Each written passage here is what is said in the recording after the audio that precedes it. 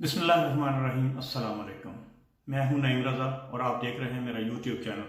दोस्तों, आपको खुशामदीद कहते हैं अपने इस यूट्यूब चैनल पे। 21वीं सदी के जितने बड़े इनकलाब आए उसमें सबसे बड़ा इनकलाब टच स्क्रीन का है। यानी हमारे हाथ में जो मोबाइल फ़ोन या लैपटॉप हैं ये सब टच स्क्रीन है। आप उंगली लगाते हैं तो ये चलना शुरू हो जाता है। इसलिए कहा जाता है कि 21वीं सदी की सबसे बड़ी इन्वेंशन है। ये वो इन्वेंशन है जिसने कंप्यूटर को फ्रेंडली बना दिया, जिसने एक छोटे से बच्चे से लेकर 70-80 साल के इंसान को इस्तेमाल के काबिल बना दिया। ये जी हाँ, ये टच स्क्रीन है। टच स्क्रीन का जो खालिक या मालिक है, यानी जो उसको बनाने वाला है, उसका नाम है स्टीव जॉब्स। जी, ये स्टीव जॉब्स एप्पल कंपनी का मालिक है, जिसने एप्पल कंपनी बनाई। जिसके बाद उसने सबसे पहले एक आईपॉड बनाया जिसमें गाने वगैरह रिकॉर्ड हो जाते थे और लोग उसको हेडफोन लगा के सुना करते थे। आपने देखा होगा कुछ साल पहले इसका बहुत रवाज था, ये बहुत मशहूर भी था। आईपॉड स्टीव जॉब्स की सबसे पहली इन्वेंशन थी, यानी उसको सबसे पहले इसने ईजाद किया था। आईपॉड टच स्क्रीन के साथ था। ये एक रेवोल्यूशन था जिसने दुनिया को हैरान कर दिया था। एप्पल दुनिया की पहली 3 कंपनियों में शुमार होती है। एप्पल कंपनी पहले नंबर पर भी, कभी दूसरे नंबर पे, कभी तीसरे नंबर पर भी रहती है। ये तकरीबन $200 बिलियन के करीब इसका रेवेन्यू है, यानी इसके अपने असाथे जो हैं वो तकरीबन $200 बिलियन के हैं। इसका अंदाजा आप यूं भी लगा सकते हैं कि पाकिस्तान का कुल कर्जा इस वक्त तकरीबन $80 बिलियन होगा। इस वक्त एप्पल कंपनी इतनी बड़ी है कि बैक वक्त वो पाकिस्तान जैसे कई मुल्कों के कर्जे अदा कर सकती है। ये इतनी बड़ी कंपनी है। नाज़रीन, स्टीव जॉब्स शुरू से कोई बहुत ज़्यादा अक्लमंद या होशियार या चालाक नहीं था। ये एक बहुत ही गरीब या मुतवसत घराने से ताल्लुक़ रखता था।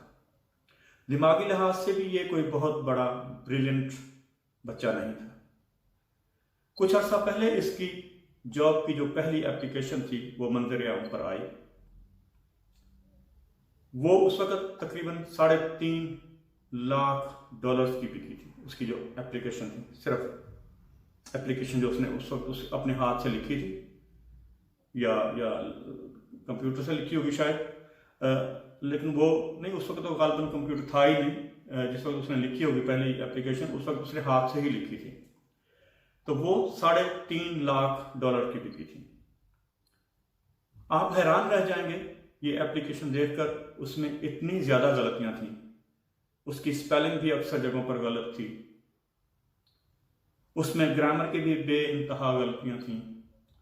हत्ता कि जहाँ पे कॉमा और फुल स्टॉप लगाए जाते हैं वो भी गलत जगहों पर, या उसका इस्तेमाल भी सही तरीके से नहीं हुआ था।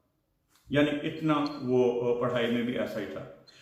कोई बच्चा जो इंग्लिश मीडियम स्कूल में पढ़ता हो और उसकी उम्र 10 साल के लगभग हो, तो मुझे यकीन है कि वो इससे बेहतर इंग्लिश लिख सकेगा। यानी आम बच्चों की निस्बत ये बच्चा बहुत पीछे था। यानी स्टीव जॉब्स की बात हो रही है। एक तरह से यूं कह लीजिए कि ये पढ़ाई में बेहद नालायक भी था, लेकिन इसके बावजूद उसने एप्पल बनाकर पूरी दुनिया को पीछे छोड़ दिया। वो एक ऐसा रेवोल्यूशन ले आया पूरी दुनिया में। दुनिया अब टच स्क्रीन के बगैर अधूरी लगती है। अब कहा जाता है कि टच स्क्रीन के बगैर अब ये या उससे मिलती जुलती और बहुत सारी चीज़ें बगैर टच के मुमकिन नहीं लगती, या मुमकिन नहीं है उनको इस्तेमाल करना, या इतने हम उसमें यूज टू हो गए हैं। अगर कोई चीज़ टच के बगैर आप ले भी लेते हैं तो वो बेफायदा लगती है। वो अपनी सलाहियत से 90% कम हो जाती है जो बगैर टच के है। यानी उसकी अपनी सलाहियत सिर्फ 10% रह जाती है। लेकिन इस बंदे का कमाल ये था, हालांकि वो स्कूल में सबसे कम सलाहियत वाला बच्चा था, जिंदगी की दौड़ में ये आम बच्चों की निस्बत बहुत पीछे रहने वाला बच्चा था। हमेशा सबसे पीछे की बेंचों पर बैठता था। स्टीव जॉब कमरे की आखिरी कतार में बैठता था। इस बुनियाद पर एक फिलॉसफी भी दुनिया में कायम हुई कि दुनिया में जो मैक्सिमम तरक्की करते हैं वो क्लास में पीछे बैठते हैं, जिनको हम अक्सर नालायक या पढ़ाई में पीछे रहने वाला बच्चा भी कहते हैं।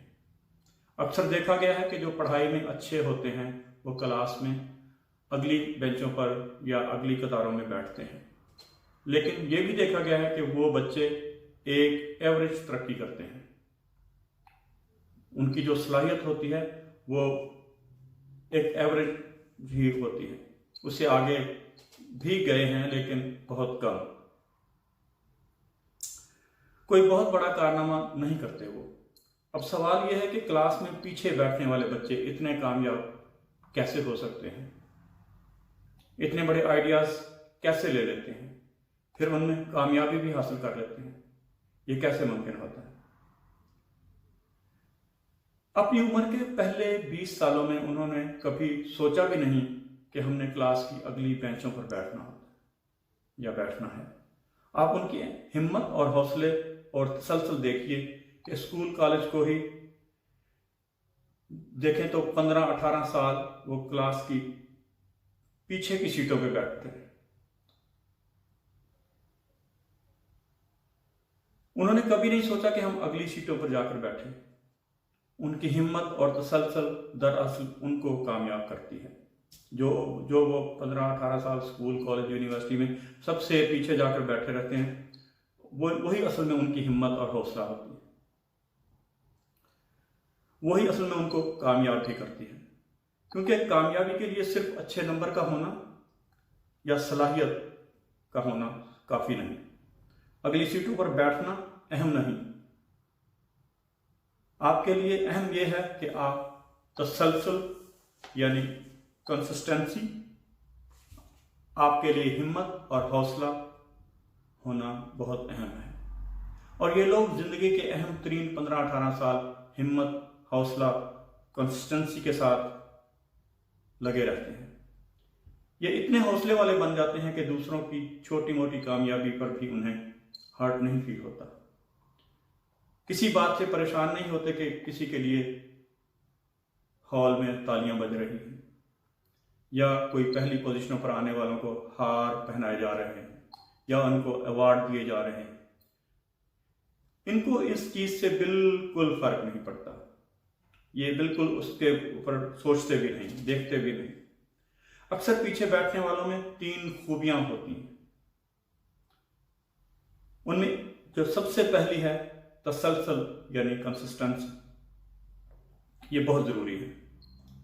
उसके बाद है दरवेशी, यानी वो इस बात से बिल्कुल मुतासर नहीं होते कि उनके दूसरे लोग कोलीग कोई पहले नंबर पर आ रहा है, कोई दूसरे पर, कोई तीसरे पर, या उनके लिए हॉल में तालियां बज रही हैं। उनको इससे बिल्कुल कोई फर्क नहीं पड़ता। उनमें दरवेशी का एलिमेंट होता है।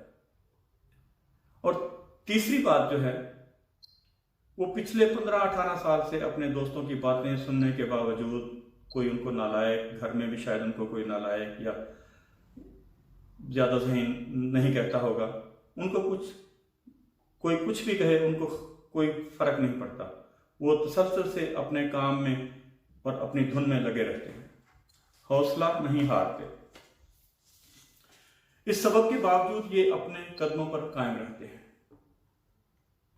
तो उनकी ये 3 खूबियां, तसलसल, दरवेशी और तीसरी जो है बात वो ढिठाई, यानी वो ढिठाई भी उनमें बहुत ज्यादा होती है कि वो उनको कोई कुछ भी कहता रहे, उनको कोई फर्क नहीं पड़ता। वो उसी तरह अपने काम में मगन रहते हैं, जिसको हम ढीठ कहते हैं।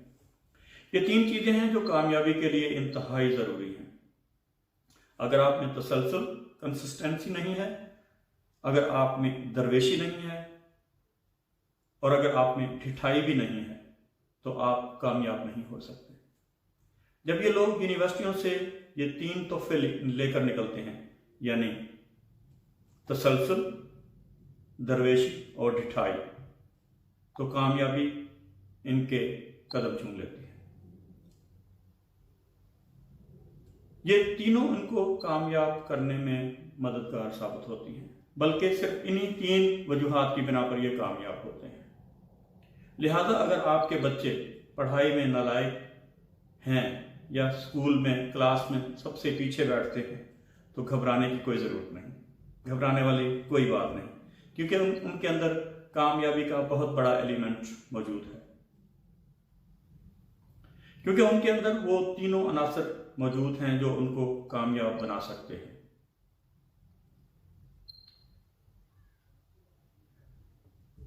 मैं आप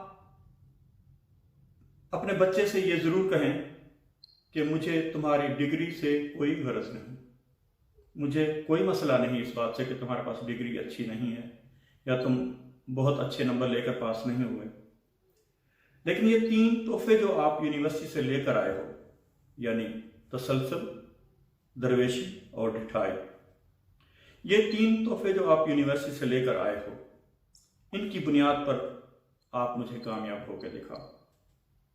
उसे थपकी दो और बताओ कि उनके ये जो 3 कमालात हैं जो लेकर आए हो यूनिवर्सिटी से, इन 3 कमालात के साथ तुम अपना कमाल दिखाओ, अपनी कामयाबी का कमाल करके दिखाओ। आप दुनिया की हिस्ट्री निकाल कर देख लीजिए कि 90% लोग आपको ऐसे मिलेंगे जो इस दुनिया के अमीर तरीन बिलियनर्स हैं, वो सब या कम से कम अक्सरियत क्लास में पीछे बैठने वाली होगी। वो क्लास में बिल्कुल पीछे बैठते होंगे, या उनको घरों में घर वाले या टीचर्स भी उनके नालायक भी कहते होंगे, क्योंकि वो बिल्कुल पढ़ाई में उनका बिल्कुल तवज्जो नहीं होती और वो बिल्कुल क्लास में सबसे पीछे बैठे होते हैं, तो वो नालायक भी उनको कहा गया होगा। लेकिन उनके अंदर ये 3 खूबियां पैदा हो जाती हैं जो इनको कामयाब कर सकती हैं या करती हैं। लिहाजा ज़रूरी नहीं कि नालायक बच्चा कामयाब ना हो। ये बिल्कुल ऐसी बात नहीं है कि एक बच्चा पढ़ाई में नालायक है तो वो कामयाब नहीं हो सकता या उसको कोई हुनर नहीं आएगा या वो कामयाब नहीं होगा।